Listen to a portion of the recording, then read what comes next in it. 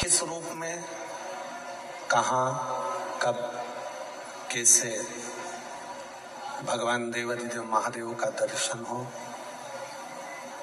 किस रूप में भगवान शिव की भक्ति हमारे भीतर प्रवेश करे, ये वही जानता है। आप जिस कामना से, जिस भाव से भगवान शिव की पवित्र कथा का लाभ लेने के लिए आए हैं और जिस विश्वास के साथ इस पवित्र कथा को श्रवण कर रहे हैं, बाबा देवाधिदेव महादेव आप सभी की मनोकामना पूर्ण करें और भगवान आपकी झोली खुशियों से भरे।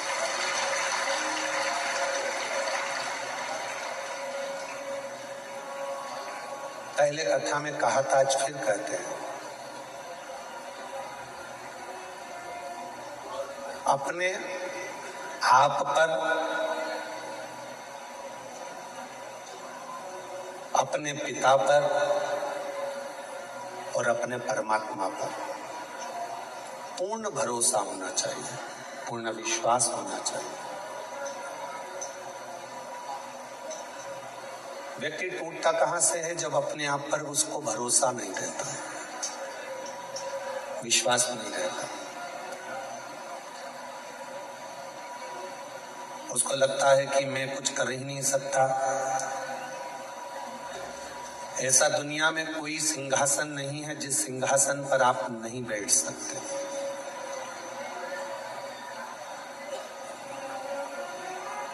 दुनिया की ऐसी कोई कुर्सी नहीं बनी जिस कुर्सी पर आप नहीं बैठ सकते। दुनिया का ऐसा कोई पद नहीं बना जिस पद पर आप नहीं बैठ सकते। बस अपने आप में आपको पूर्ण विश्वास करना पड़ेगा और पूर्ण मेहनत करना पड़ेगा, पूर्ण परिश्रम।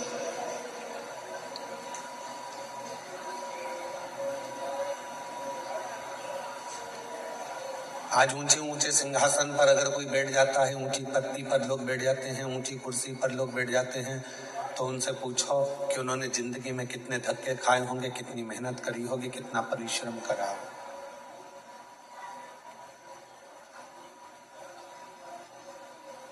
ऐसा कोई संसार में जन्म ही नहीं लिया जिसने पृथ्वी पर आने के बाद में कुछ मेहनत ना करी, जिसने मृत्यु लोक में आने के बाद में कोई संघर्ष ना किया हो, मेहनत ना करी।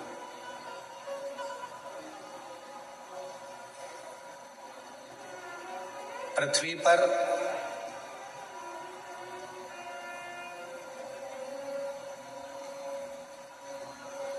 अमीर बनना बहुत सरल है। आप मृत्यु लोक में जन्म लिए हो, पृथ्वी पर आए हो, अमीर बनना बहुत सरल है, बहुत सरल। पर अमीर बनना सरल है, पर अमर बनना सरल है क्या? जम के तो बोलो। लंका के राजा रावण ने भी यह विचार करा था कि मैं अमर बन जाऊं। कंस ने भी यह विचार करा था कि मैं अमर बन जाऊं। हिरण्यकशिपु ने विचार करा था कि मैं अमर बन जाऊं। हिरण्याक्ष ने यह विचार करा था कि मैं अमर बन जाऊं। अमर बनना कठिन है। अमीर बनना बहुत सरल है, पर अमर बनना कठिन है। पर शिव महापुराण की कथा कहती है कि अमर बनना भी सरल है।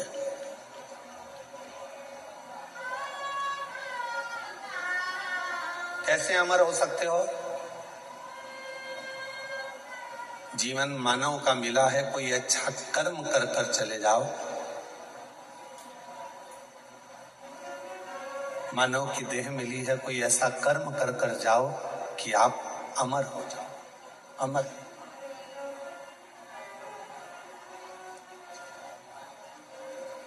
आज संत श्री सद्गुरुदेव श्री घासीदास बाबा जी की जयंती है। पूरे क्षेत्रवासियों को, संपूर्ण सतनामियों को और संपूर्ण क्षेत्रवासियों को जिनके हृदय में सत्य बसता है, ऐसे सभी सतनामियों के चरणों को नमन करते हुए संत श्री घासीदास बाबा की जयंती की पूरे विश्व को बहुत बहुत बधाइयां हो। बहुत बहुत। अमीर बनना सरल है, अमर होना कठिन है, पर शिव पुराण की कथा कहती है कि अमर होना भी सरल है। कैसे अमर हो सकते हो? जैसे संत शिरोमणि घासीदास बाबा जी ने क्या करा? भेदभाव को मिटाया।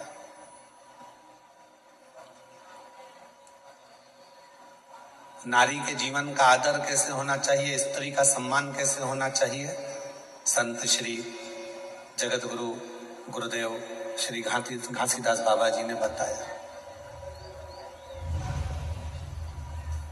सत्य कैसा होता है, अहिंसा परमो धर्म का भाव कैसे होता है, सामाजिक समरसता कैसे होता है, जीवन में उलझनों से निकलने का साधन क्या हो सकता है।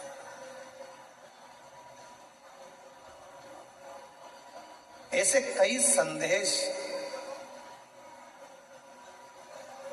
संत श्री गुरु घासीदास बाबा जी ने दिए, जिसको सतनामी समाज अपने अंदर धारण करती है। अब भले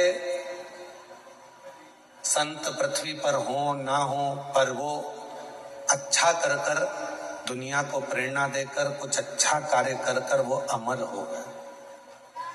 आज भी पूरा विश्व, पूरा देश संत श्री घासीदास बाबा जी की जयंती महोत्सव मनाता है।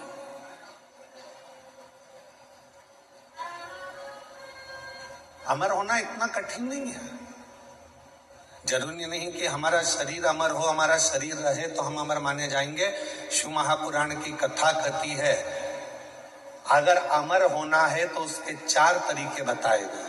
उन 4 तरीकों में से कोई एक तरीका आपकी जिंदगी में उतार लो, आप अमर हो गए।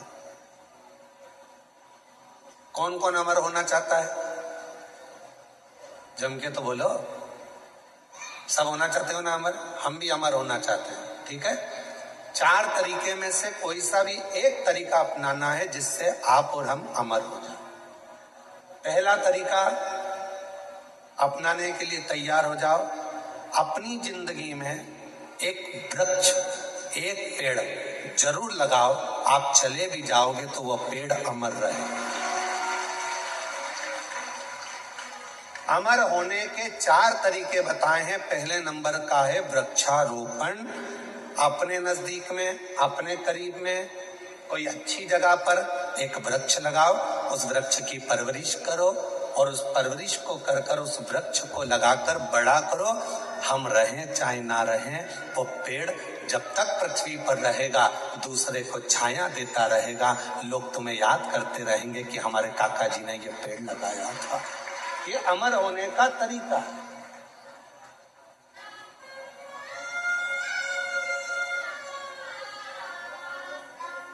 इसलिए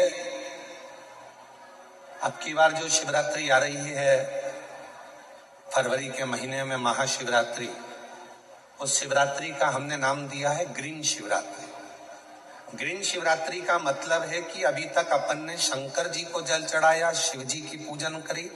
इस वर्ष 2026 में महाशिवरात्रि के दिन सबको एक एक वृक्ष लगाना है, बेलपत्री का पौधा लगाना है, उसकी परवरिश करना है, उसको बड़ा करना है, जिससे आप और हम रहें चाहे ना रहें, पर वो बेलपत्री का वृक्ष जब बड़ा हो उसकी पत्तियां टूटकर शिव जी को समर्पित हो और हमारी यह पृथ्वी पूरी हरी भरी हो और लोगों को ऑक्सीजन की जरूरत ना पड़े, वेंटिलेटर की जरूरत ना पड़े। हमारा पूरा देश फिर ग्रीन हो, हरा हो और हरा भरा हो।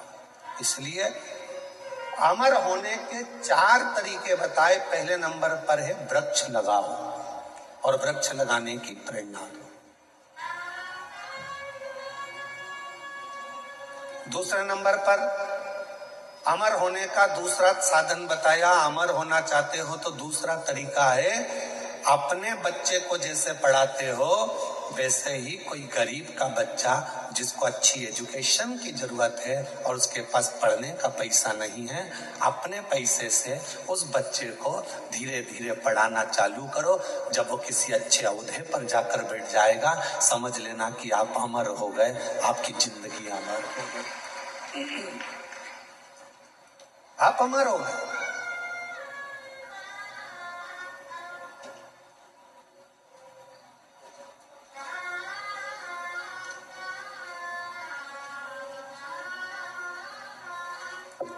तुम्हारे मरने के बाद चौराहे पर तुम्हारा पुतला लगे चाहे ना लगे, तुम्हारे मरने के बाद घर के लोग तुम्हारा पुतला तुम्हारी जमीन पे लगाए ना लगाए, तुम्हारे मरने के बाद तुम्हारे घर के लोग तुम्हारा फोटो लगाए चाहे ना लगाए, पर अपने जीते जी ऐसा कर्म कर कर जाना कि मरने के बाद भी लोगों के दिल में तुम्हारी जगह बनी रहे, तो अमर हो।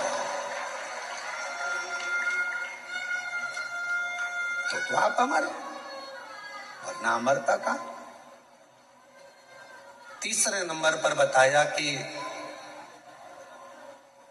हृदय की मिठास, प्रेम लुटाते चलो, प्रेम देते चलो, अमर। वो एक गीत की लाइन है ना, वो राम आए जो दीन दुखी, राम आए जो दीन दुखी, सबको लगाते चलो। ये माइक नहीं चल रहा है।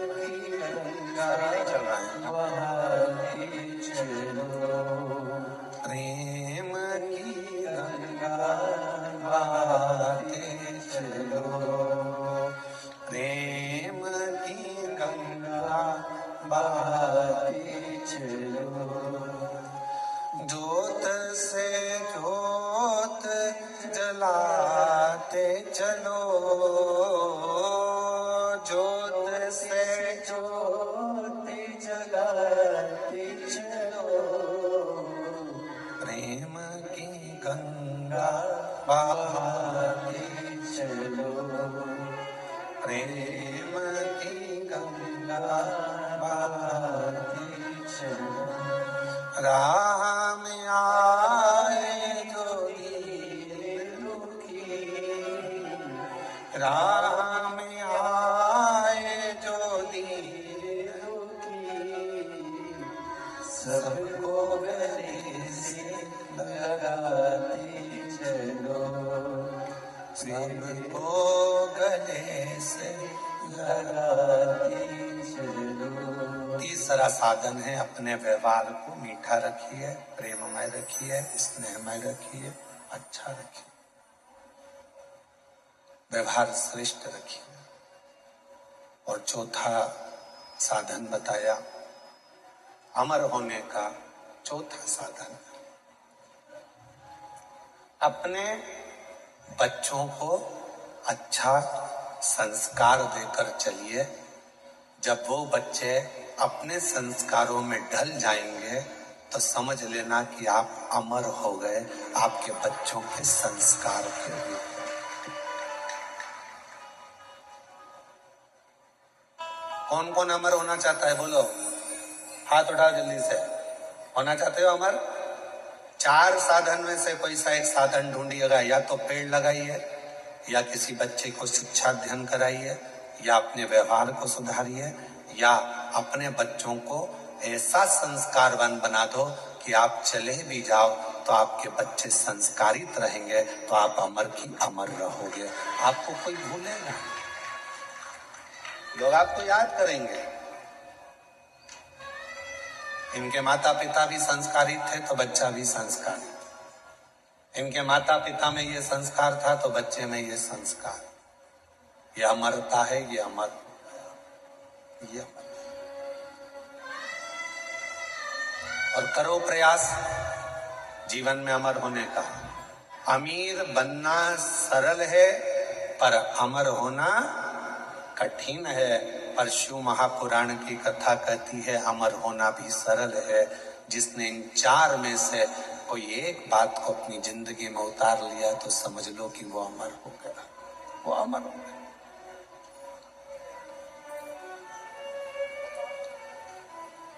अच्छा करते चलो।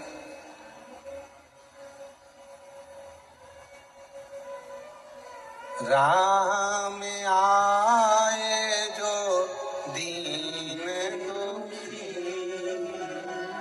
राम आए जो दीन दुखी, सबको ऐसे लगाते चलो, सबको ऐसे लगाते चलो। सबको स्नेह दीजिए, सबको प्रेम दीजिए, सबको करुणा कीजिए, सब पर वात्सल्यता रखिए। जब सब पर प्रेम होगा, सब पर वात्सल्यता होगी, करुणता होगी, तो आप अमर होते चले जाओगे। मेरे देवादिदेव महादेव ने मां पार्वती जी को कौन सी कथा सुनाई थी? जम के बोलो, अमर कथा। कहां सुनाई थी? अमरनाथ की गुफा।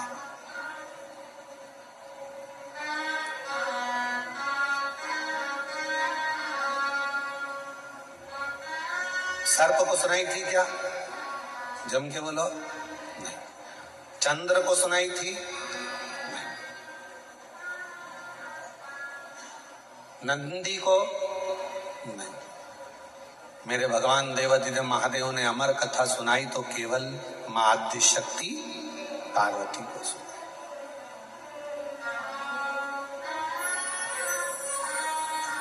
क्यों सुनाई? किस लिए सुनाई? क्या कारण पड़ गया था जो पार्वती को अमर कथा सुनाना पड़ी? उसका केवल एक कारण था, यह आद्य शक्ति पार्वती जगत की मां है, और मां यदि अमर हो गई तो ये राष्ट्र को अमर होने में कोई दिक्कत नहीं आएगी। संपूर्ण विश्व अमर हो जाएगा, संपूर्ण विश्व। कथा सुन और अमर कथा क्या? कौन सी अमर कथा?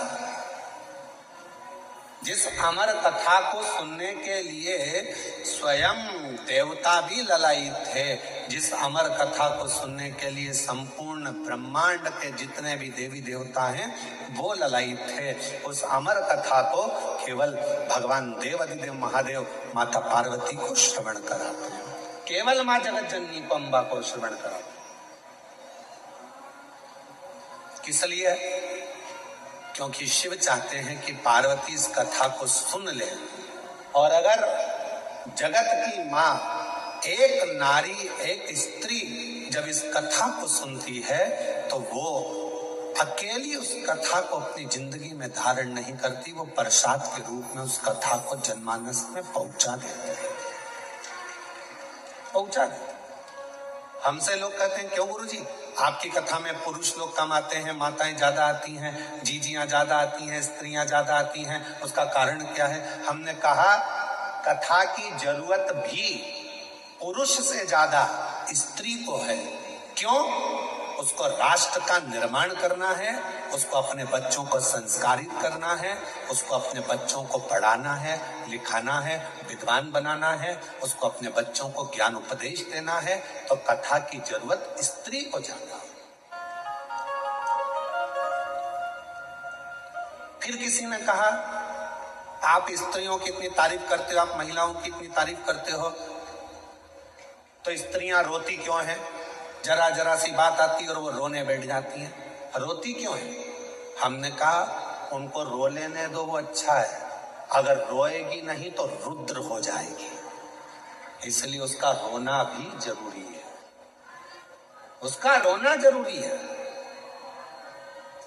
बेटे को बीमार होता हुआ देखेगी, आंख से आंसू बहेंगे। पति को रोगग्रस्त देखेगी, आंख से आंसू बहेंगे। बेटी के ऊपर कोई भी तकलीफ आएगी, आंख से आंसू बहेंगे। परिवार में अगर किसी ने कुछ कह दिया, आंख से आंसू बहेंगे। किसी ने कुछ कहा, आंख से आंसू बहेंगे। पति ने कुछ कह दिया, आंख से आंसू बहेंगे। क्यों रोती है स्त्री? तो कहा उसके रोने दो, क्योंकि उसके रुदन में उसका भीतर का रौद्र स्वरूप बह जाता है।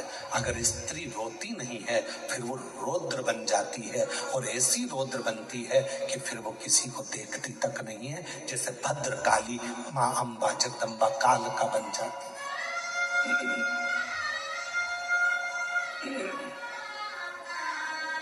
वो भद्रकाली, वो काल का बन।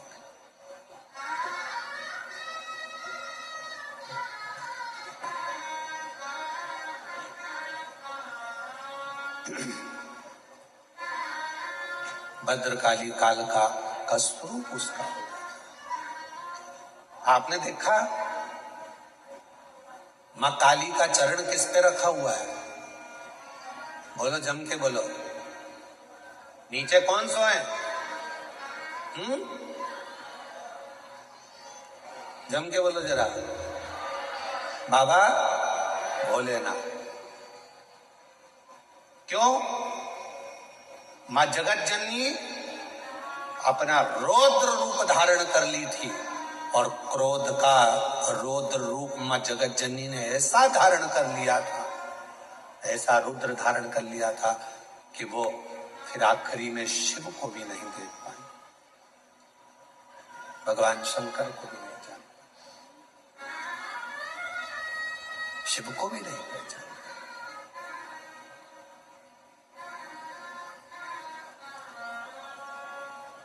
तो अमर कथा पार्वती जी को, अमर कथा केवल जगत जननी जगदम्बा अम्बा पार्वती को सुनाई दी। हाँ, कथा एक स्त्री के जीवन में जब आती है तो वो कथा को जनमानस को परोस देती, परोस।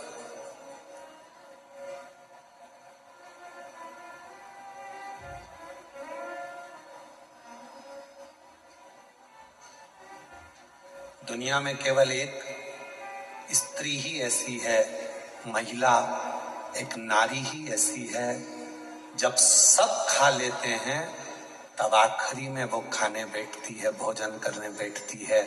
जो मिल गया उसमें भी उसकी तृप्ति होती है, नहीं मिला उसमें भी उसकी तृप्ति होती है।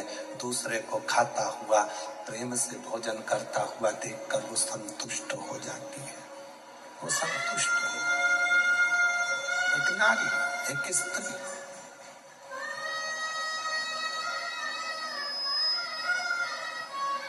कल कथा चल रही थी भगवान देवादिदेव महादेव के मंथन की,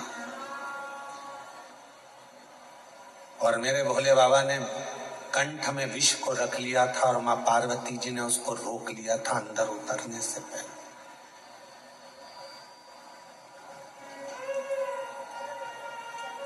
उतरने से पहले रोक लिया था। दुनिया के आधे से ज्यादा क्राइम घर में रहने वाली स्त्री रोक सकती है। घर में रहने वाली नारी, घर में रहने वाली एक महिला दुनिया में होने वाले आधे से ज्यादा क्राइम को रोक सकती है। कैसे रोकेगी? अपने पति को अच्छा उपदेश देकर, उसको समझाकर, अपने बेटे को अच्छा संस्कार देकर, अपनी बेटी को अच्छा ज्ञान देकर, अपने ससुर को अच्छा ज्ञान देकर, अपने पिता को अच्छा उपदेश देकर, अपने भाई को अच्छा ज्ञान देकर, उपदेश देकर। दुनिया में किसी सरकार की इतनी सामर्थ्यता नहीं है जो क्राइम को रोक सके। क्राइम को केवल एक रोक सकती है, वो घर की केवल नारी होती है जो अच्छे संस्कारों से इन क्राइम को रोक सके। एक कथा बचपन में पढ़ने को मिली थी, शायद हमें उम्मीद है कि आपने छत्तीसगढ़ वासियों ने भी इस कथा को जरूर पढ़ा होगा। हमने पढ़ा है अपने बचपन में, तो तुमने भी पढ़ा होगा। कथा सुनने को मिली थी, पढ़ने को मिली थी। एक छोटा सा बच्चा स्कूल में जाता है पढ़ने के लिए, उसको एक पेंसिल मिल जाती है। वो अपनी मम्मी को आकर बताता है, माँ मुझे ये पेन मिला है। माँ ने कुछ नहीं कहा। बच्चा दूसरे दिन स्कूल गया, कंपास चुरा कर ले आया। पेन का जो बॉक्स होता है, बच्चा वो चुरा कर लेकर आ गया। माँ से कहा, माँ मैं आज बॉक्स लेकर आया हूँ। माँ ने कुछ नहीं कहा। थोड़े दिन बाद बच्चा एक किताब चुरा कर ले आया। माँ ने कुछ नहीं कहा। फिर बच्चा कॉपी चुरा कर लाया। माँ ने कुछ नहीं कहा। वो बच्चा धीरे धीरे धीरे धीरे धीरे धीरे एक नामी चोर बन गया। चोर बनकर एक दिन पकड़ा गया, थाने में बंद हुआ। पुलिस वालों ने उसको खूब मारा, अंदर बंद कर दिया। और बंद करने के बाद आखिरी में जज के सामने उसको खड़ा करा गया और उसको मृत्यु दंड की सजा मिल गई। मृत्यु दंड की जब सजा मिली तो उससे पूछा गया, तेरी अंतिम इच्छा क्या है? उसने कहा, मैं अपनी माँ के कानों में कुछ कहना चाहता हूँ, बस अंतिम इच्छा मेरी ये है। उसकी माता को बुलाया गया। उसके मरने के पहले जब माँ आई, उसकी माँ के कानों के अंदर उसने कुछ कहना चाहा। जाओ, तुम्हारा बेटा तुम्हारे कानों में कुछ कहना चाहता है।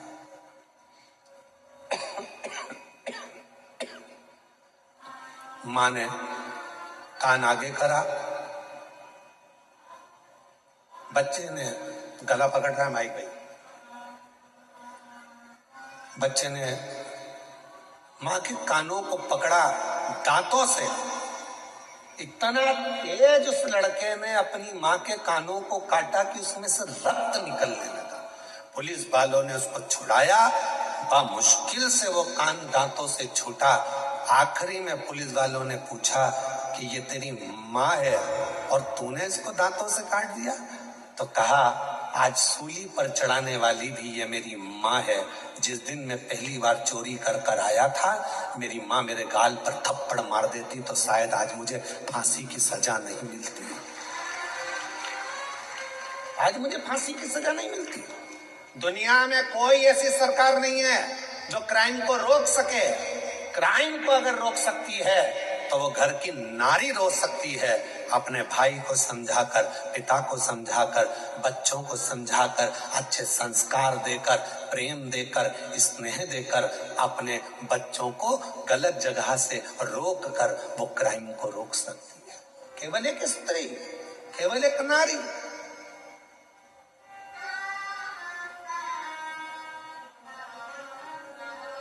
उसको रोकना कठिन है, परंतु माँ रोक सकती है, स्त्री रोक सकती है, नारी रोक सकती है।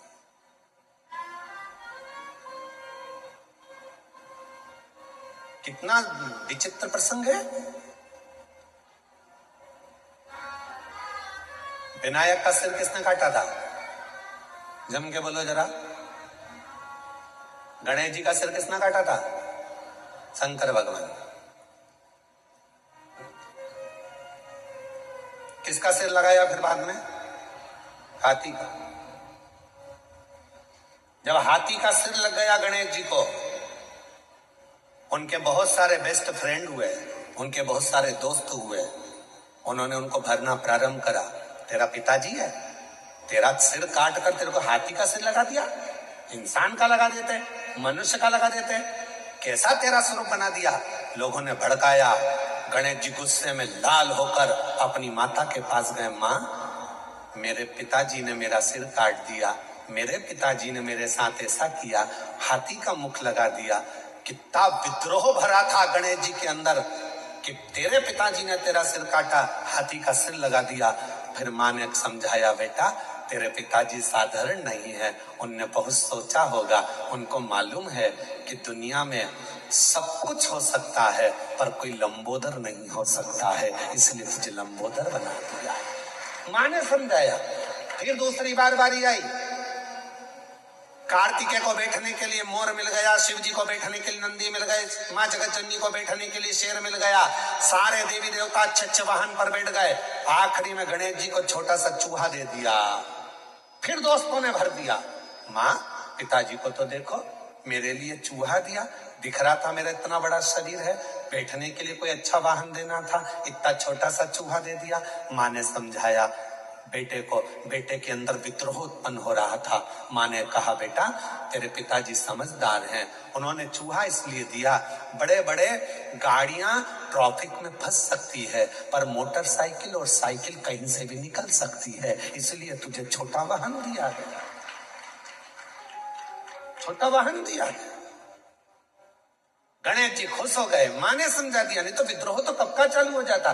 फिर आया बारी, अब की बारी आई कि पृथ्वी की परिक्रमा कर कराना है। माँ सबने कहा तेरे पिताजी को मालूम था कि तेरे पास चलने के लिए कुछ नहीं था, छोटा सा चूहा कितने दिन में पृथ्वी की परिक्रमा करेगा। पिताजी को मालूम था कार्तिकेय जीतेगा, उसको प्रथम गिनती में ला दूंगा। पर गणेश जी तेरे पिताजी ने तेरे साथ चाल चल, गणेश जी को विद्रोह आया, माँ के पास गया, माँ देखो पिताजी ने ये कोई बात बोलना चाहिए कि पृथ्वी की परिक्रमा जो करेगा पहले वो प्रथम गिनती में आएगा। अब तो मेरे पास तो इतना छोटा सा चूहा धीरे धीरे चलेगा, कब तक पृथ्वी की परिक्रमा करेगा। माँ ने समझाया बेटा तेरे पिताजी हैं, वो जानते हैं कि तू इतने बड़े चूहे पर बैठकर पूरी पृथ्वी की परिक्रमा नहीं कर सकता, इसलिए तेरे पिताजी ने मेरे कानों में कह दिया था कि एक काम कर, गणेश जी को बोल देना पूरी पृथ्वी की परिक्रमा ना करे तो माता पिता की परिक्रमा कर लेना, फल प्राप्त हो जाए। जब जब व्यक्ति के दिल में विद्रोह उत्पन्न होता है, जब जब व्यक्ति गलत सोचता है, गलत विचार लाता है, अगर घर की स्त्री, घर की नारी, घर की महिला, घर की माँ, घर की बेटी, घर की बहन, घर की भाभी, घर की बुआ, घर की चाची, घर की काकी, घर की मामी, घर की स्त्री जब उसको समझाती है तो कोई पुरुष कोई गलत काम करने के लिए जा नहीं सकता। विद्रोह कब उत्पन्न होता है? जब घर की नारी उसको भर दे। देख लो तुम्हारे भाई को, देख लो तुम्हारे मामा को, देख लो, जब अंदर इतनी ईर्ष्या भर दी जाती है कि पुरुष फिर क्राइम करने को आगे बढ़ जाता है और तलवार लेकर चक्कू लेकर दौड़ पड़ता है। 10 मिनट का क्रोध, उस व्यक्ति ने चक्कू मारा, 10 मिनट का क्रोध आया और मालूम पड़ा वो 10 मिनट का क्रोध उसकी 10 साल की जिंदगी को बर्बाद कर दिया। 10 साल की। किसी की सामर्थ्यता नहीं जो क्राइम को रोक दे। क्राइम को केवल एक घर की मां, घर की स्त्री, घर की नारी रोक सकती। अच्छे संस्कारों से, अच्छे विचारों से, अच्छी सोच से, अच्छे भाव से। और मत बुरे कर्म कर बंदे, वरना पछताएगा। भगवान की आँखों से तू बच नहीं पाएगा, तू बच नहीं पाएगा। हरि ओम ज्ञानी मत कर नारानी, हरि ओम अज्ञानी मत कर नारानी। कर्म का फल भी तू ही पाएगा, जैसा किया तूने तेरे आगे आएगा। मत बुरे कर्म कर बंदे वरना पछताएगा। भगवान की आंखों से तू बच नहीं पाएगा, तू बच नहीं पाएगा। आप भगवान शिव ने पार्वती जी को अमर कथा इसलिए सुनाई कि वह संस्कारों की जननी है। शिव के गले में विष पड़ा हुआ था, उस विष को स्वयं मां आदिशक्ति पार्वती कंठ में उतरकर उस विष को रोक दिया, वो विष रोक दिया।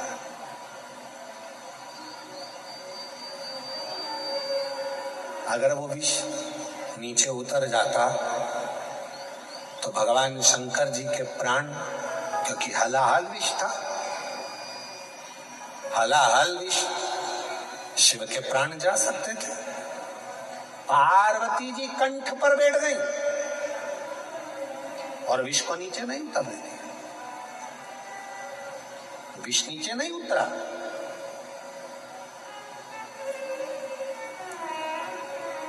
अपने को खुद समझना है, अपने को खुद साधना है।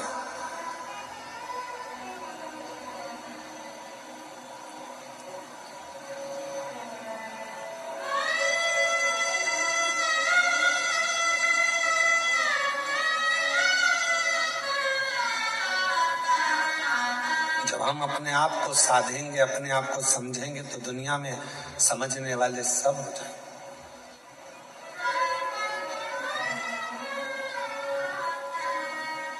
कई माताओं की आदत रहती है, वो अपने बच्चे को हमेशा डांटती रहती है, तेरे बस का कुछ नहीं है, कुछ नहीं कर सकता तू,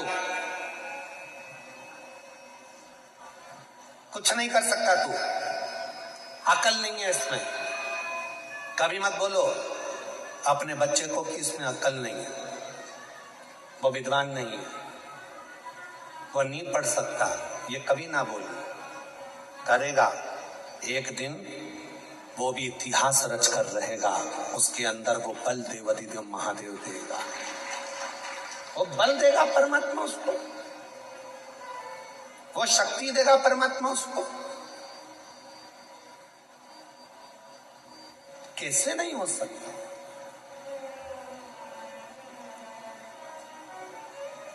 एक पत्र है, अच्छा है।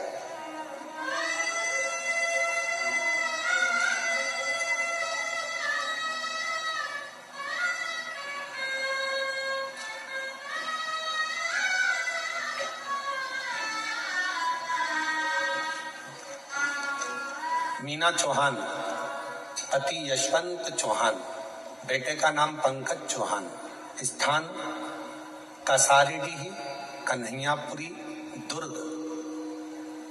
कहीं बैठे हो तो हाथ आप ही हैं जी, हाथ हिला दो, आ जाइए, बेलपत्र लेकर जाइए, आइए।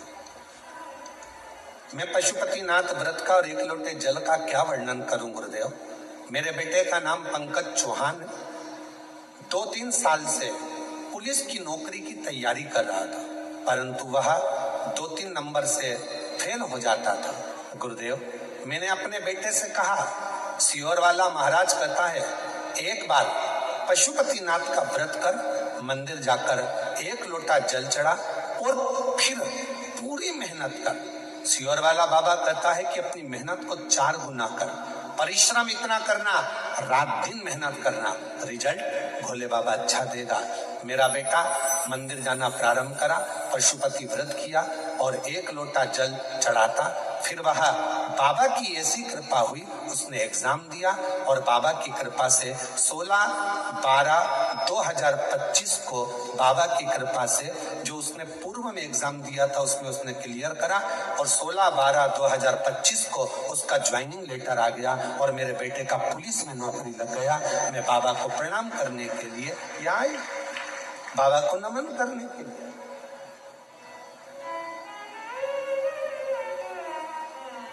आप क्यों कहो अपने बच्चों से कि तेरे बस का कुछ नहीं है?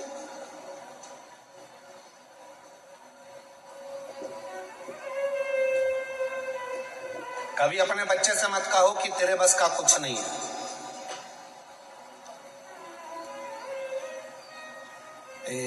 उस बच्चे का स्मरण में हमको नहीं आ रहा जिसने बल्ब की खोज करी थी, लाइट जो होती ना बल्ब, इसकी खोज करी थी।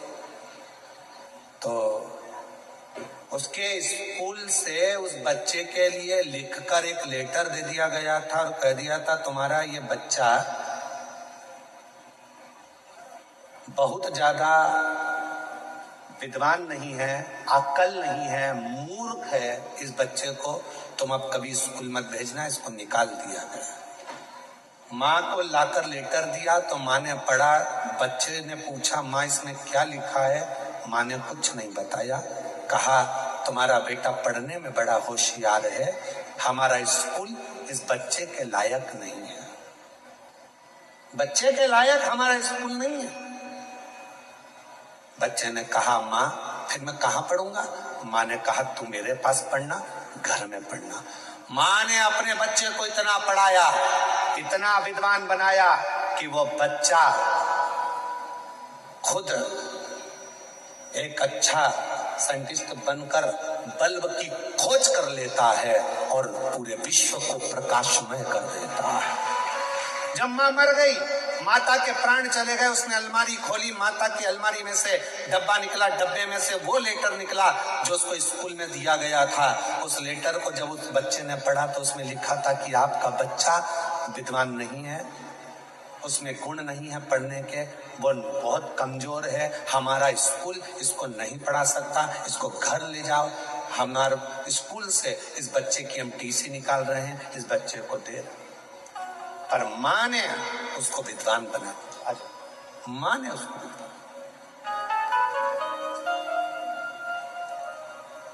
अब ये माँ है ना, इनने भी अपने बेटे से कहा ना कि वो सियोर वाला बाबा कहता है मेहनत को 4 गुना करो, पढ़ाई रात दिन करो, 2-4 नंबर से अगर रुक रहे हो फिर मेहनत करो। और इतनी मेहनत करवाई अपने बेटे से कि आज बेटे का पुलिस में सिलेक्शन हो गया। एक बार जोरदार ताली,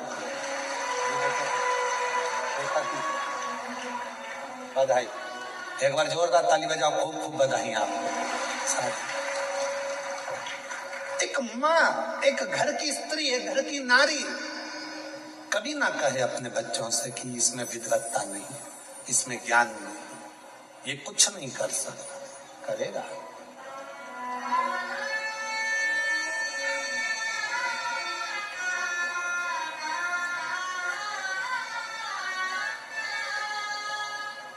कौन है जो नहीं कर सकता? करेगा।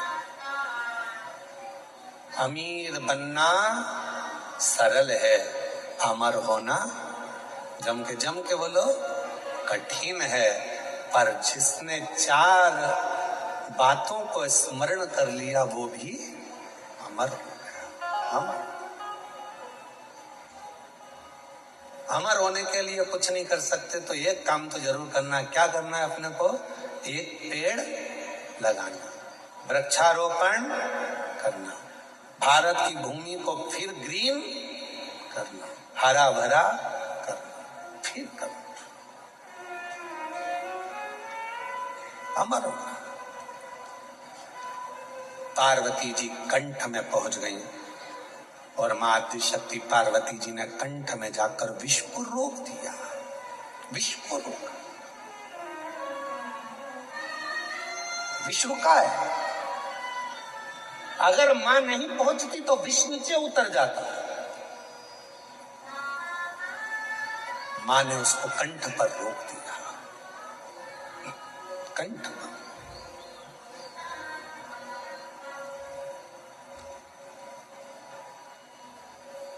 मेरी जीजियों, मेरे जीजाओं, मेरी बेटियों, बेटाओं, मेरे बुजुर्ग माँ बाप, एक बात का स्मरण अपने अंदर रखिएगा।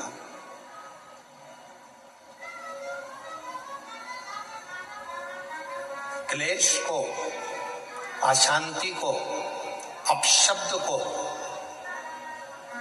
बेकार विचारों को, बेकार सोच को आप घर के बाहर रखिए, घर के भीतर नहीं। घर के भीतर नहीं।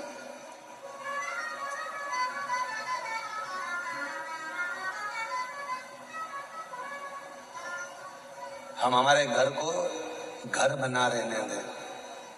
कई लोग अपने घर को बहुत बहुत बहुत विचार कर कर होटल बनाने का प्रयास कर रहे हैं, पर निवेदन है कि घर को होटल ना बनाए।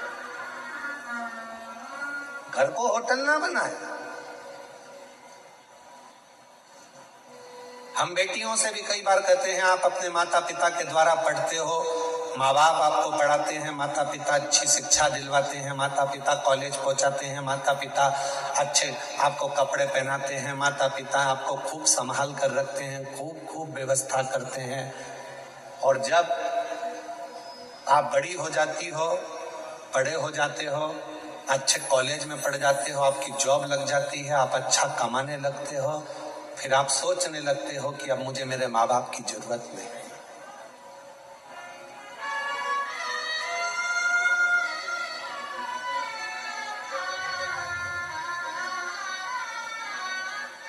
हमने एक बात पहले भी कही थी, आज फिर कहते हैं, ये जितनी अदालत में शादियां हो रही हैं, हम उसका विरोध कभी नहीं करते, हम नहीं करते। खूब करो, अदालत में शादी करो, मना नहीं है, कोर्ट मैरिज करो, मना नहीं है, पर कोर्ट में भी जहां जहां पर बेटा बेटी अपनी शादियां करते हैं, उस जगह पर एक नियम लागू होना चाहिए कि तुम्हारी शादी में तुम्हारे माँ बाप का होना जरूरी है। बाप का घर, पिता का घर, माँ का घर कोई होटल नहीं है कि तुम रहे, बचपन निकाला, पढ़ाई करी, माँ बाप का खर्चा करा, खूब पढ़े, अच्छे कपड़े पहने, माँ बाप ने अच्छे कॉलेज में पढ़ाया, स्कूल में पढ़ाया, विद्वान बनाया, सर्विस लगाई, नौकरी लगाई, बाहर शहर में भेज दिया, और बाद में जब तुम्हारा संबंध का समय आया तो तुमने अपने माँ बाप के चेहरे पर कालिक पोंछ दी और तुम चले गए शादी करने के लिए। कम से कम एक नियम तो होना चाहिए कि जिस माँ की कोख से तुम निकले हो, जिस माँ ने तुम्हें गोदी में रखा है, जिस बाप ने अपनी पूरी पूंजी तुम्हारे परवरिश में लगा दी, तुम्हारी ये खुशी में क्या तुम्हारे माँ बाप शामिल नहीं हो सकते? क्या माता पिता नहीं हो सकते? घर को होटल मत बनाओ। घर होटल नहीं है कि यहां बड़े होगे और बाद में मन का करोगे, नहीं। प्रत्येक बेटी को नियम लेना चाहिए, चाहे किसी भी कॉलेज में पढ़े हो, किसी भी स्कूल में पढ़े हो, कितनी भी उच्च पद पर बैठकर तुम नौकरी कर रहे हो, पर कितने भी तुम्हारे फ्रेंड बन जाएं, कितने भी दोस्त बन जाएं, किसी की बॉडी देखकर, किसी की गाड़ी देखकर और किसी विधर्मी के चक्कर में ना आकर निर्णय देना कि शादी तो मैं अपने माँ बाप के कहने पर करूंगी, चाहे कुछ भी कर दो।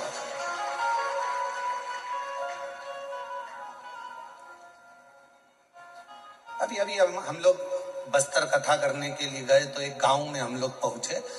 जिस गांव में हमने जाकर थोड़ा सा मालूम करा तो बड़ा विचित्र खेल हमको मालूम पड़ा, विचित्र खेल। थोड़ा मन पछोड़ गया उस खेल को देखकर।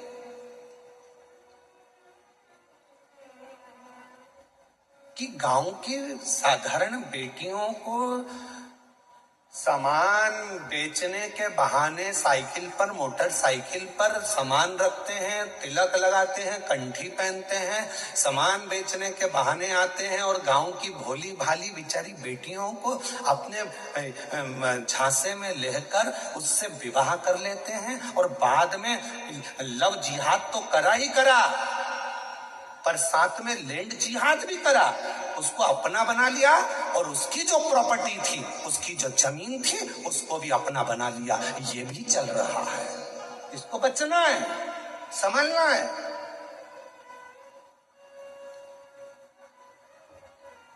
वो लव जिहाद का शिकार तो हुई, सामने लैंड जिहाद का भी शिकार हो रही है। पूरी भूमि चली गई, पृथ्वी चली गई। वो किसान माँ बाप के पास में तो 2 एकड़ 1 एकड़ जमीन थी, जो गांव में छोटा सा एक रकबा था जिसमें वो धान बोता था, खाता था, वो भी ले गया। और अब वो बेचारा किसान खेत में जाके कोर्ट में केस लड़ रहा है। समझिए, सावधान इंडिया, सावधान मेरे छत्तीसगढ़ की जीजियों, सावधान। भले तुम में छत्तीसगढ़िया सबले बढ़िया, जय जोहार। तुम में वो बल है, एक अंदर से संकल्प लो कि हम, हमारे घर की बेटियां संकल्प ले कि कभी भी हम हमारे माँ बाप को धोखा नहीं देंगे, हम हमारे माँ बाप को कन्यादान का मौका देंगे। सावधान, बहुत जरूरी है। पार्वती जी बैठी हैं कंठ में, विष को नीचे नहीं आने देंगे, विष को। अगर एक महिला सोच ले, एक नारी सोच ले, एक स्त्री सोच ले, तो घर के अंदर बुराई नहीं आ सकती, घर के अंदर बुरे विचार नहीं आ सकते, घर के अंदर बुरा खाना नहीं आ सकता, घर के अंदर बुरा खाना नहीं।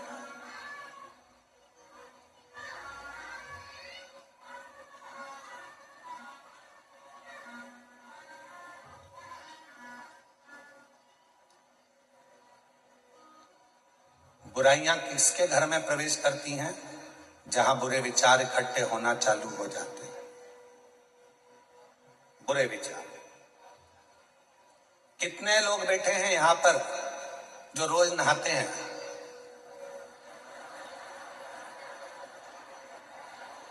अरे हाथ तो उठाओ। सब नहाते हो?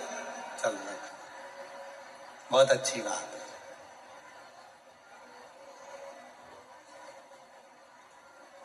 कितने लोग बैठे हैं यहाँ पर जो रोज साबुन लगा के नहाते हैं? सभी साबुन लगा के नहाते हो? नहाते हो। काय के लिए नहाते हो? कोई ने तुमको नहाने का बोला? जम के बोलो नहीं। नहा क्यों रहे हो? शरीर से गुरुजी मेल जम जाएगा। एक दिन नहीं नहाएंगे फिर मेल जमेगा, 2 दिन नहीं नहाएंगे फिर मेल जमेगा, 3 दिन नहीं नहाएंगे फिर मेल जमेगा। इतना मेल जम जाएगा तो जरा सा पानी डले ने यूं रगड़ो तो बत्ती बत्ती निकले, बत्ती बत्ती ऐसी। और इतना मेल जम जाए तो यहाँ रगड़ो नहीं तो ही बत्ती दिखे दादा, तो ही बत्ती। इसलिए नहाना बोलो बोलो जरूरी। रोज का मेल रोज साफ होना चाहिए। उसी तरह याद रखना, अपने घर में अगर थोड़ा सा भी गंदगी आना चालू हो जाए, कोई मदिरा का पान करने लगे, कोई गलत भोजन करने लगे, गलत विचार लेकर आ रहा है, उसी दिन मेल को साफ कर दो, वरना वो मेल जम जाएगा। मेल जम जाएगा, मेल जमेगा। काय से आए हो आप लोग यहाँ पर कथा सुनने के लिए? पैदल, मोटरसाइकिल से, 4 व्हीलर गाड़ी से, बस से? बोलो तो जम के। मान लो बीच में मोटरसाइकिल खराब हो गई या उसका पेट्रोल डीजल खत्म हो गया तो क्या करोगे? उसमें नली का पानी डाल लोगे? अरे बोलो तो जम के। नहीं, अगर नली का पानी डाल लो तो मोटरसाइकिल चले कि नहीं चले? अरे बोलो तो नहीं चले। क्या करेगी वो? अटक जाए। चलेगी क्या मोटरसाइकिल? नहीं चले। कौन बोल रहा है? नहीं, इधर से एक छोटा बच्चा बहुत प्रेम से बोल रहा है। कौन बोल रहा है? हाँ, आजा, दौड़ के आजा मेरे पास। आजा, दौड़िया, तू भी आजा, आजा, दौड़ के, जल्दी दौड़ के आजा।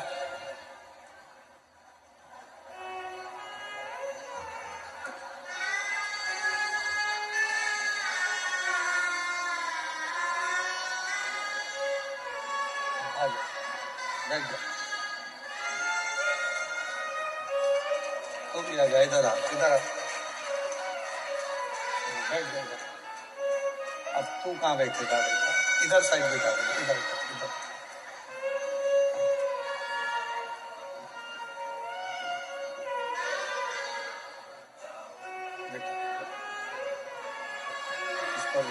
बैठ जा, बैठ जा, बैठ जा। नहीं बैठना, इसको उतार दो, उतार दो, इसको उतार दो। नहीं गिर जाएगी, इसको उतार, इसको उतार, उठा, तू बैठ जाओ। मोटरसाइकिल नाली के पानी से चलेगी? नहीं। जम के बोलो जरा। नहीं, नहीं चलेगी। गाड़ी नाली के पानी से चलेगी? नहीं, नहीं चलेगी। तो ये शरीर दारू से चलेगा? नहीं, नहीं चलेगा। चलेगा? नहीं, नहीं चलेगा। अच्छी गाड़ी चलाना है तो अच्छे पेट्रोल की जरूरत है, और शरीर को अच्छा रखना है तो अच्छे भोजन और पानी की जरूरत है। इसमें गटर का पानी मत डालो, नाली का पानी। ये दारू का जो नशा है, ये गंदा नाली का पानी है। क्या है वो? पानी। गंदा नाली का पानी है। जरा साथ में बोलो। दारू क्या है? गंदा नाली का पानी है। इसको किसी को भी पीना नहीं चाहिए, नहीं पीना चाहिए। इसलिए क्या करना चाहिए? शिव कथा सुनो, गाड़ी भी चलाओ होशियारी से चलाओ, सीट बेल्ट बांध के रखो और नशे में रहकर गाड़ी भी मत चलाना और अहंकार के नशे में घर भी मत चलाना, बर्बाद हो जाओ, बर्बाद। बोलो हार हार। चलो लो, तुम दोनों ने अच्छी कथा बाची, जोरदार। चलो सम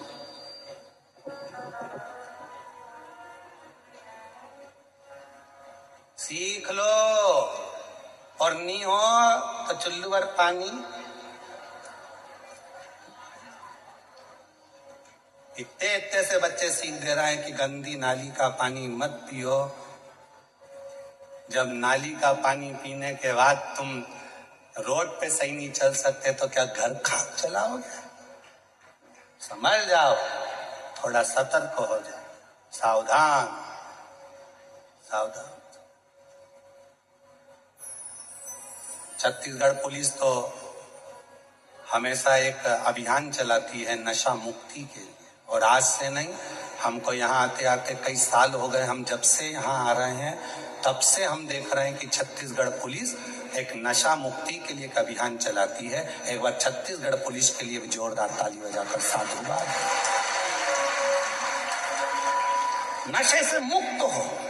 आज जरा जरा से नव युवक बेटा बेटी नशे में ग्रसित हो रहे हैं। फिल्मों का निर्माण ऐसा हो रहा है जिनमें बेटा बेटियों को भी नशे में धुत बताया जा रहा है, प्रेरणा दी जा रही है कि आप भी नशा करो, पर नशे से मुक्त हो। नशे से आपका परिवार ठीक नहीं चल सकता, श्रेष्ठ नहीं चल सकता। आज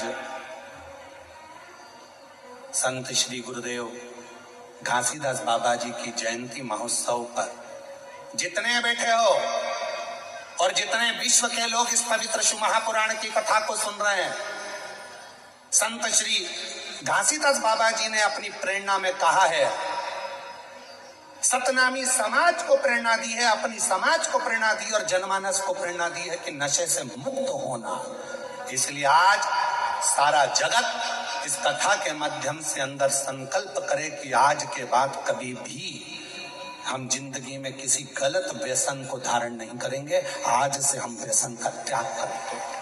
तो समझो कि संत श्री गुरुदेव घासीदास बाबा जी की जयंती हमने मनाई। गलत विचारों को छोड़िए, गलत सोच को छोड़िए। मां जगत जननी पार्वती जी कंठ में बैठ गई, विष को नीचे नहीं उतरने दिया। विष नीचे ना आए।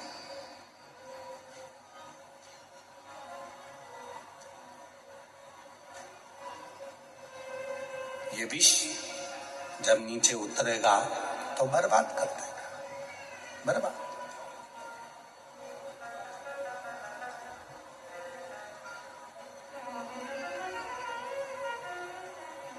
अपने भीतर शिव तत्व को उतारने का प्रयास करो, अपने भीतर।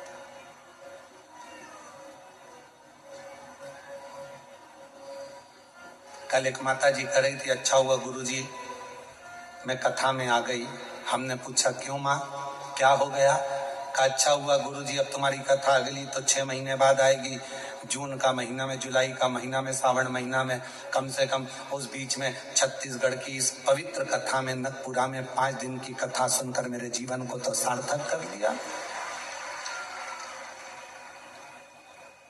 शिव तत्व को धारण कर, भगवान शंकर की अविरल भक्ति को धारण कर,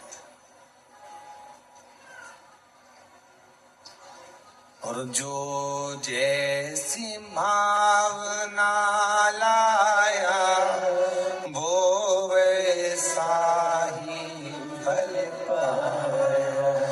नहीं खालियों से लौटाया वो मन ही मन हर्षाया। और कर दिया माला माल काशी, लुटा दिया काशी। ये शिव उपासना का एक फल है। आपका विश्वास, आपका भरोसा, आपकी दृढ़ता, भरोसा।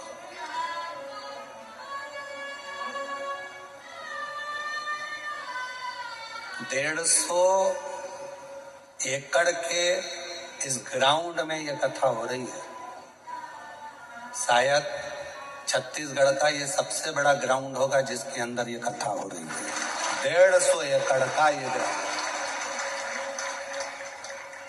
और पंडालों के बाहर इधर भी देख लो, उधर भी देख लो, उधर भी देख लो, जहां तक देखोगे वहां शिव भक्त ही शिव भक्त बैठे हैं। और मेरी जीजियां कितने भाव से, धूप भी हो रही है, अपना छाता, अपनी पानी की 2 बाटल, अपने बिछाने का आसन अपने साथ लेकर चलती है, बैठ जाती है, अपना टेंट खुद लगाती है, कथा सुनती है और भगवान का भजन करती है। कोई मत, अपनी सादगी से, अपनी सादगी।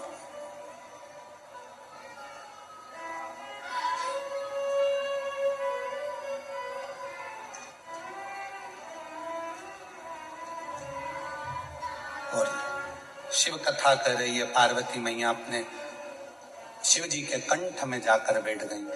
जब मां जगत जननी कंठ में जाकर बैठी, मां पार्वती विश्व को संभाल रही थी, तभी माता पार्वती ने अपनी 10 विद्याओं को प्रकट किया। और 10 विद्या में से एक विद्या मां तारा देवी को प्रकट कर लिया।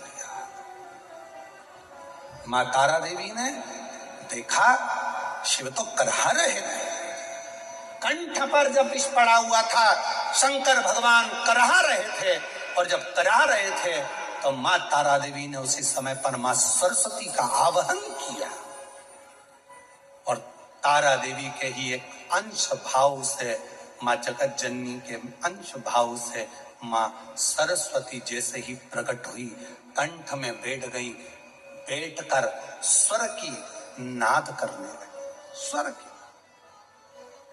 देखिएगा जरा, 2 हुए हैं, एक शंकर भगवान का भक्त और एक स्वयं देवाधिदेव महादेव। 2 हुए हैं जिन्होंने दर्द में भी गीत गाया, जिन्होंने दर्द में भी गीत गाया। एक लंका का राजा रावण पर्वत उठा रहा था, हाथ दब गए, भगवान देवाधिदेव महादेव ने अपना अंगुष्ठ का थोड़ा सा भाग नीचे करा, और वो हाथ जब दबे, रावण के हाथ टूटने लगे, तो रावण ने भगवान को पुकारना प्रारंभ करा, स्तुति गाना प्रारंभ करी, शिव के लिए भजन गाना, नाद करना, तांडव का एक आनंदमय स्वरूप भगवान शिव को पुकारना प्रारंभ करा। तो भगवान शंकर पीड़ा में भी भजन गुनगुना रहे थे, तो शिव की कृपा हो गई। अभी शंकर भगवान के कंठ में विष है, पार्वती माता ने झेल लिया, तारा देवी ने, आद्य शक्ति ने, विद्या ने स्वयं मां सरस्वती को विराजमान कर दिया, और कहा कि तुम स्वर भरिए, इस नाद से पूरी पृथ्वी, पूरा ब्रह्मांड हिलने लगेगा, ये पूरा ब्रह्मांड कांप जाएगा, पूरा ब्रह्मांड।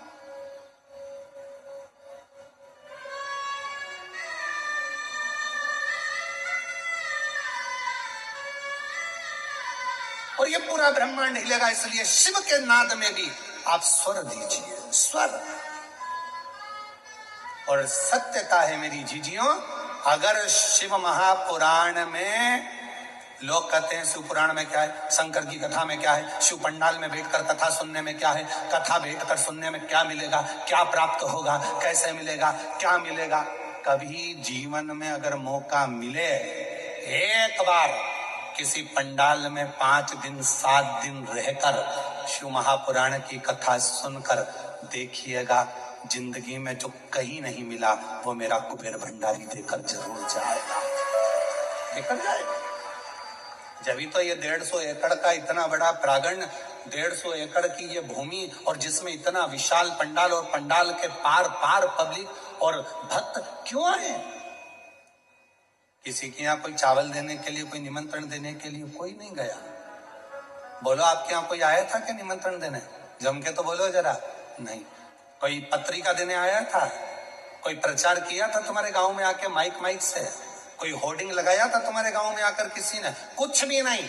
ना किसी गांव में होर्डिंग लगा, ना पत्रिका गई, ना चावल गया, ना निमंत्रण गया, ना कुछ गया।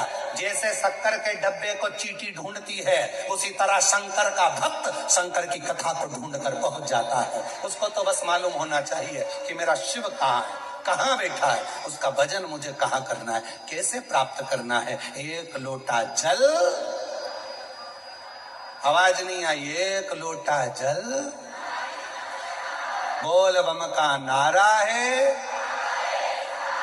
श्री शिवाय नमस्ते। शिव को भजा, शंकर।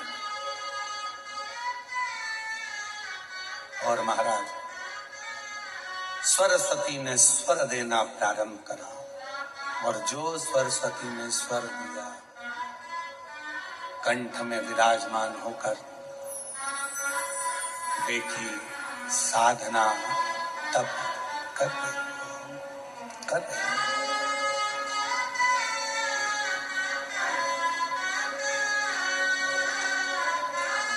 भगवान ने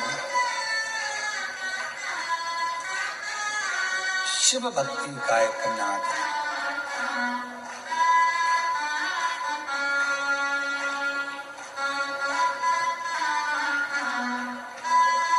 और जब भगवान देवाधिदेव महादेव को मां सरस्वती ने कंठ में बैठकर जब नाद किया, नाद, जो सरस्वती माता ने जो स्वर लगाए अंदर बैठकर, जो शिव कराह रहे थे, उसमें से भी स्वर निकल रहा था।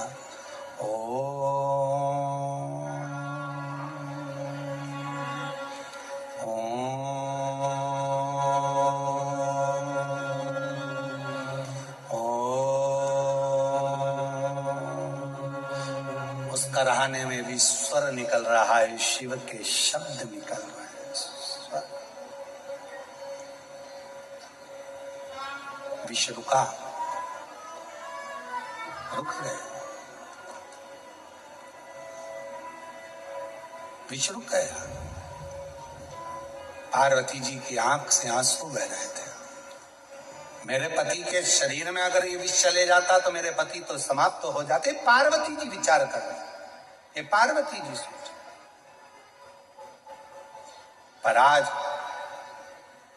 मेरे पति के कुछ नहीं हुआ, क्योंकि मैंने विष को रोक दिया। मेरी जीजियों, आपसे भी निवेदन है, अपने घर में आने वाले विष को, अपने घर में आने वाले गलत भोजन को, गलत विचारों को, गलत सोच को, गलत दृष्टि को आप रोक सकती हो। रोको,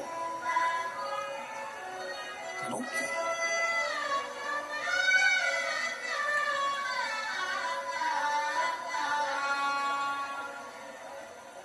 जब रुकेगा, सुख अपने आप उत्पन्न होगा, अपने आनंद अपने आप उत्पन्न होगा। उसको रोकिए।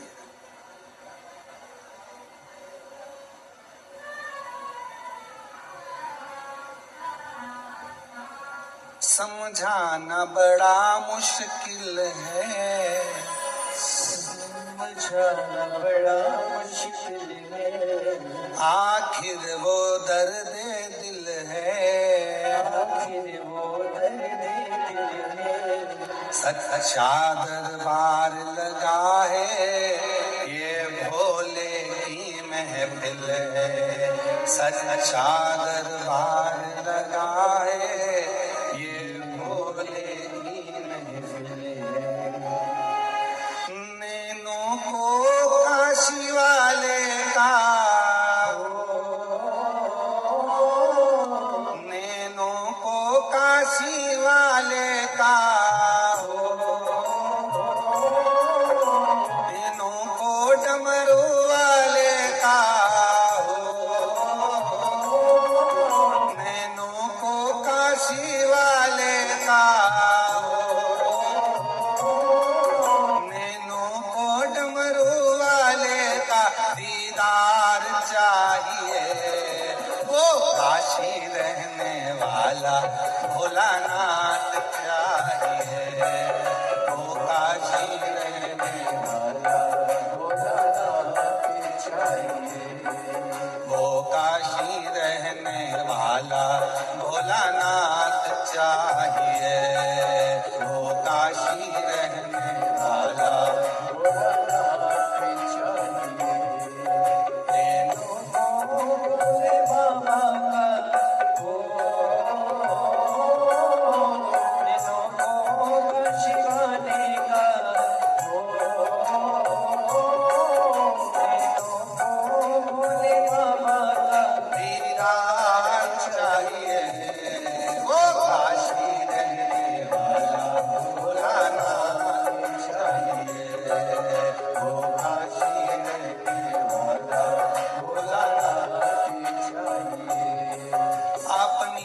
किस्मत का ताला,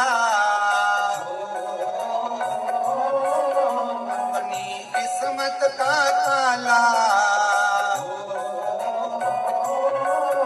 अपनी किस्मत का ताला तुम खोलते चलो। श्री शिवाय नमस्तुभ्यं तुम खोलते चलो। ओ श्री शिवाय नमस्तुभ्यं तुम खोलते चलो। श्री शिवाय नमस्तुभ्यं, श्री शिवाय नमस्तुभ्यं। ओ श्री शिवाय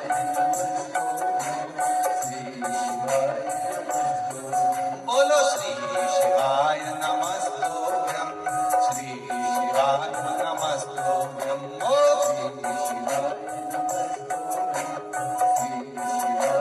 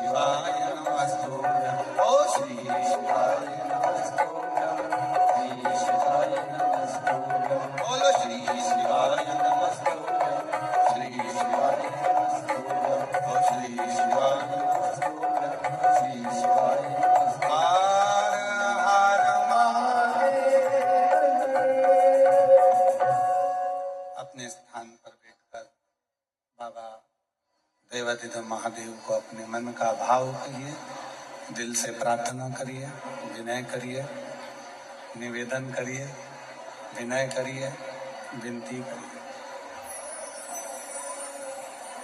जहां जगह मिले वहां बैठकर बाबा को अपने मन का भाव कहिएगा, प्रार्थना करिएगा, विनय करिए। 5 दिवसीय शिव महापुराण की कथा 17 तारीख से 21 तारीख तक जनकपुरा जिला दुर्ग छत्तीसगढ़ में चल रही है। ये कथा 21 तारीख को विराम हो जाएगी। फिर 24 तारीख से 28 तारीख तक उद्धार स्कूल के पास JP infra complex, Hatkesh, Mira road, east Mumbai में शिव महापुराण की कथा 5 दिवसीय प्रारंभ हो जाएगी। उसके बाद में 4 तारीख से 10 जनवरी तक सूरत गुजरात में शिव महापुराण की कथा रहेगी। फिर 16 से 22 जनवरी तक बड़ौदा गुजरात में शिव महापुराण की कथा रहेगी। फिर 5 से 9 फरवरी तक नांदेड़ महाराष्ट्र में शिव महापुराण की कथा रहेगी। फिर 11, 12 और 13 3 दिवसीय शिव महापुराण की कथा डबरा मध्य प्रदेश में रहेगी। फिर 14 से 20 फरवरी सीहोर में रुद्राक्ष महोत्सव रहेगा। ऐसे ही कथाओं के क्रम निरंतर हैं, जो बाबा की कृपा से आप और हम टीवी चैनल के माध्यम से श्रवण कर रहे हैं। भाव से बाबा को प्रार्थना करिए, विनय करिए, निवेदन करिए। जो आस लेकर विश्वास के साथ आप बाबा से विनय करने आए हैं, बाबा को अपने मन का भाव कहिए, साथ में बोलिएगा। आपकी आवाज व्यासपीठ तक, व्यासपीठ और आपकी आवाज देवादिदेव महादेव तक पहुंचे, ये कामना से बाबा से प्रार्थना करिए।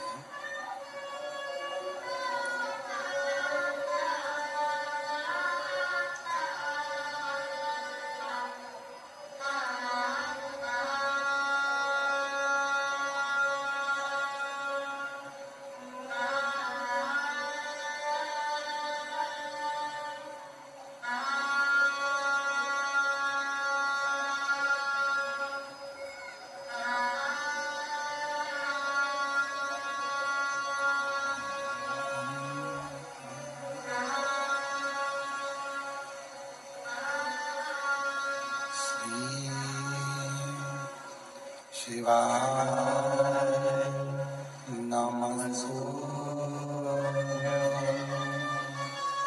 श्री शिवाय नमस्तु। श्री शिवाय नमस्तु। श्री शिवाय नमस्तु। श्री शिवाय नमस्तु। भोला सब दुख का